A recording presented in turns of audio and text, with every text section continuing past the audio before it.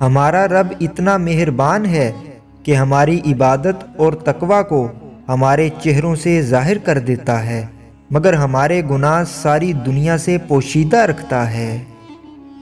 میں کیسے کہوں کہ میں تنہا ہوں جب تک میرا رب میرے ساتھ ہے۔ جی چاہتا ہے کہ زندگی 2 سجدوں میں گزر جائے، ایک سجدہ شکر میں اور دوسرا سجدہ استغفار میں۔ اللہ تعالیٰ جسے چاہتا ہے توبہ کی توفیق عطا فرماتا ہے، وہ بخشنے والا اور رحم کرنے والا ہے۔ بہترین لوگ بہترین نیت رکھتے ہیں، جس کی وجہ سے اللہ تعالیٰ ان کے تمام کاموں کو سنوار دیتا ہے، اور جس کام کو اللہ تعالیٰ سنوار دے اسے کوئی بندہ کیسے بگاڑ سکتا ہے۔ مجھے کسی سے کوئی گلہ نہیں، اے اللہ بس مجھے اس قابل بنا کہ کسی کو مجھ سے کوئی گلہ نہ ہو۔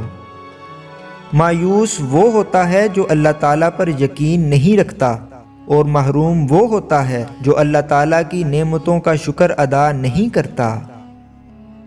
بے شک زندگی کی ساری بلندیاں رب کے آگے جھکنے سے ملتی ہیں۔ مت پوچھ ہم سے ہماری بندگی کا عالم اے ابلیس، غافل ہیں مگر ٹھوکر لگے تو سجدہ خدا ہی کو کرتے ہیں۔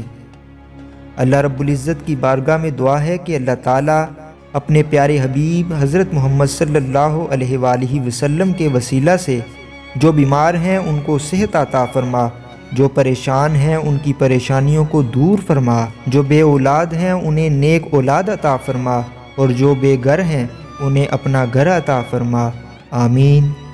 اگر ویڈیو اچھی لگے تو اسے لائک شیئر ضرور کیجیے گا، اور اگر چینل پر نئے ہیں تو چینل کو ضرور سبسکرائب کیجیے گا۔